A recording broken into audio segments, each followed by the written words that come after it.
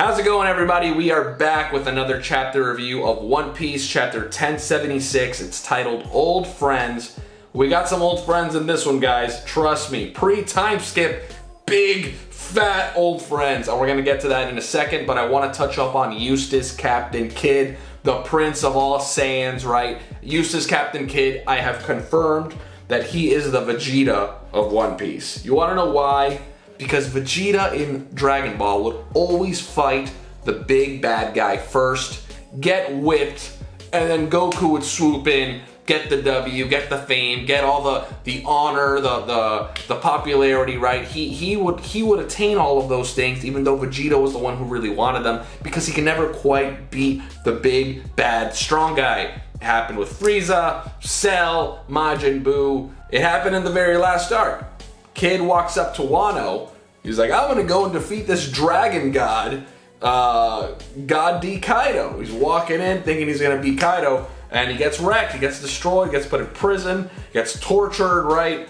And, not tortured, but, you know, he gets put in prison, and we all know how that ends up. Luffy gets put in prison too, but it's different because Luffy, in the end, defeats Kaido 1v1 and gets that redemption, where Eustass Captain Kid didn't really get redemption against Kaido, but at least we gave him a nice little consolation prize, and he got to beat Big Mom with Trafalgar D Waterlaw. But, you know, whatever, pretty cool, right? Definitely Kid has grown in power. I want to say he's gotten a lot stronger since Wano, right? He's gotten that hockey bloom, I'm hoping, right? I feel like characters, after big battles in One Piece, they always come out stronger. So Kid definitely has to be at that very high, like, Yonko Commander level, right? Maybe even like bottom Admiral level or something like that. He's somewhere around there, right? Like first Yonko Commander, maybe higher, you know, something like that.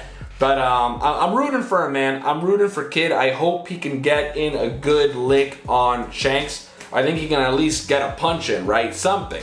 Give us something, Eustass Captain Kid, because the first time he got destroyed. And we also find out that Ben Beckman was the one that took Kid's arm, which is pretty interesting, right? Because now we know that he never even got a chance to fight Shanks and he lost his arm. So just imagine if he fought the big, scary, red-headed, you know, pretty boy. It's not going to end up good for Shanks. But something that's a little odd is that both of these guys have red hair. There's not a lot of red-haired characters in One Piece.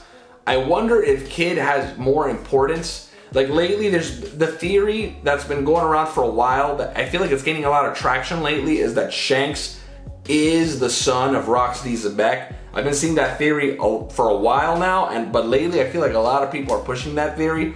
What if it's actually Kid? What if Kid is the son of Roxy Zebek? That'd be very interesting. Eustass Captain Kid, Eustass Roxy Kid. I think it's actually more likely it is Shanks, though. Like the fact that Roger found him, I think he found him in God Valley, right? In a treasure chest. Wasn't that right after the Battle of God Valley? So I don't know. I think it's very likely that it is Shanks, that is Roxy Zebek's son. But I feel like Kid has some sort of importance in this story that we still haven't found out why. I feel like watch him be a clone of Shanks, that'd be wild. This chapter was nuts. We finally land on Elbaf. We meet some of the giants. We meet Dory and Broggy from like the pre-time skip, right? It's been so long. I loved watching their, you know, Ikoku sovereignty attack, hitting that giant fish. One of the most epic, you know, pre-time skip moments. Definitely like top 30 maybe, right? That was such an epic moment, and it really showed us like, wow, there are some powerful people on this planet, right? This world of One Piece has some powerhouses, and it was kind of like our first preview into like that Yonko level strength, right? Or at least, you know, those higher tiers of strength that we had not seen in One Piece as of, you know, that time. So very exciting stuff. We're finally on Elbaf. We learned that Shanks has a thing for just showing up at these bars and, you know, talking to little kids, inspiring them, and then just kind of like walking out like a badass, right? So that's Shanks' thing, apparently. And he's been doing it for a very long time. But guys, let's get into the rest of the chapter. Obviously, the ending was epic, but a lot of things happened earlier in the chapter that we definitely need to touch up on. One of those things being we got the reveal of S-Hawk's ability. So Baby Mihawk's ability is actually the Dice fruit, right? So it was a little anticlimactic. I thought that Baby Mihawk was going to have some kind of other you know, powerful ability, not just like sprouting more swords out of his body. But again, I guess it makes sense because my big thing was that I wanted him to be a pure swordsman. I wanted him to just wield and master his little mini Yoru sword. But I guess he technically still is a pure swordsman if his arms and legs turn to swords. Still, I guess he's a pure swordsman in that case.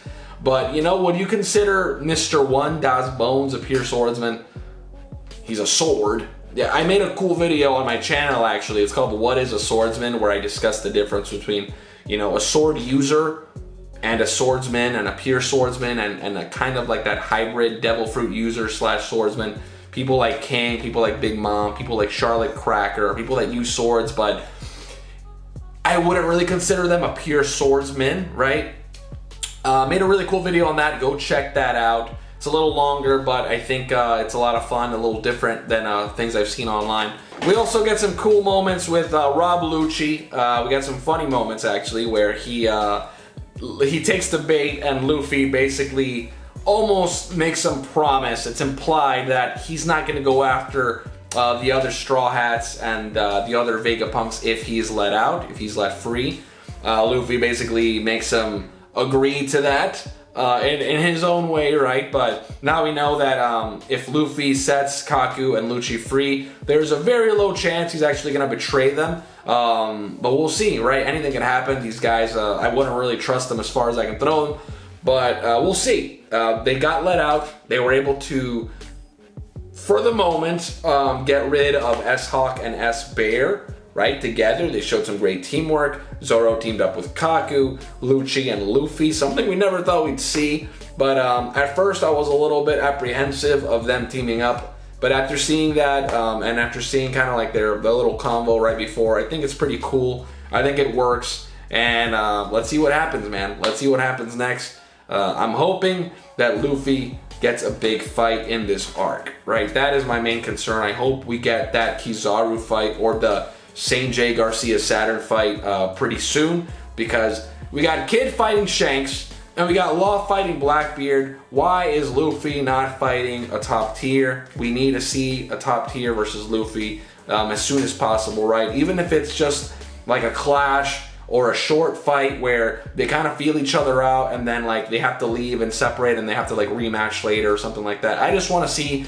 a really epic clash between Luffy and another top tier, either Kizaru or St. J. Garcia Saturn. Let's do it. Let's see some crazy-ish happen, man. I'm ready for it. The Shonen Jump cover pages were pretty cool. We finally get the color scheme of Luffy, Vegapunk, Chopper. So it's pretty cool that they keep their original color scheme, but they, you know, obviously it's futuristic.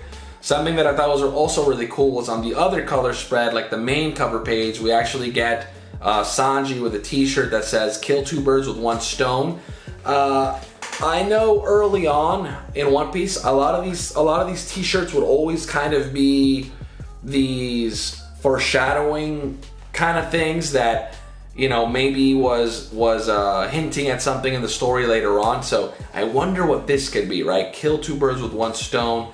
If you guys have any idea what that means, right? Kill two birds with one stone. If you guys have any idea what that could mean, let me know in the comments. I'm very interested in seeing what you guys think about that. We also learned that Vegapunk is alive. Well, we knew he was alive, but we learn of his whereabouts, right? He's actually trapped with a bunch of other CP agents in this like little secret prison of the island, right? So somebody captured him, somebody put him there, and somebody's trying to get rid of everybody first before taking Vegapunk, it seems. So I don't know who it could be, man. Who is the killer? Who is the traitor? Is it one of the Vegapunks? For a while, I thought it was Edison. My last chapter review, I said maybe it's actually Shaka and Stussy. I still feel like Edison is still the main guy that if it was a Vegapunk, I feel like my first choice is Edison. Second would be Shaka. And now third would probably be like the Blackbeard Pirates now, right? Now I'm thinking the Blackbeard Pirates. I know it's a little bit left field, but I've seen a few videos and theories on this now that it would make a little bit of sense, because we do know that the Blackbeard Pirates are on the move. They're being very aggressive right now in the One Piece world. You know, we got they kidnapped Pudding. They're fighting Law. They probably have agents on Elbaf, and now they probably have commanders here on Vegapunk's island. Maybe people that are experts at espionage, right? Maybe people like you know, the demon jailer. God, I'm forgetting his name. That guy with the wings, and then also you know, Shiryu of the Rain, obviously with his invisibility fruit. Maybe there's somebody from his crew that can possibly sneak on the island. That's a possibility as well, but I'm still thinking it has to be somebody from the Vegapunks, right? Either Edison, maybe Shaka, leaning more on Edison. Maybe Stussy is like a triple agent. That'd be wild too if she like betrayed these guys, but then she's gonna betray these guys for somebody else. That'd be nuts too. Maybe she's like an agent for St. J. Garcia Saturn. Who knows, right? Might be Stussy. But I hope we find out soon, right? Because this is dragging on a little too long. I also saw that it probably could be Caribou, right? But that'd be a little anticlimactic. Like, I don't want it to be Caribou, right? He's so lame, right? Nobody likes Caribou. Nobody wants him to be like the main villain of an arc, right? Like, don't be Caribou, please, for the love of God. Pretty epic chapter. Obviously, we all know how it ends. It ends with Kid arriving on Elbaf. Shanks is there in the bar with the Giants, being a freaking badass, right? We learned that it was actually Ben Beckman who took Kid's arm, which is freaking insane, right? Because we all thought it was Shanks. Now we find out it's Ben Beckman. And now Kid wants to go back and fight Shanks, who's even stronger than Ben Beckman, right? We can all assume that. Pretty crazy stuff. Ben Beckman, I have him as my strongest commander ever, right? I think a lot of people do, right? And we all kind of put him in that tier that he's kind of similar to Zoro, where Zoro's very similar in power to Luffy, quite not as strong, but he's similar in power, sort of like a Ray League. Anyway, guys, that's our review. Leave a comment, hit that subscribe button if you haven't yet. Much more videos coming soon, and make sure to check out my What is a Swordsman video. I think it's a little fun, a little interesting. I don't exactly have an answer of what is a swordsman, but I think it's a fun discussion on, you know, different possibilities and different perspectives on what a swordsman could be. It's more of a fun little discussion video. Let me know what you guys think of that as well. Peace out.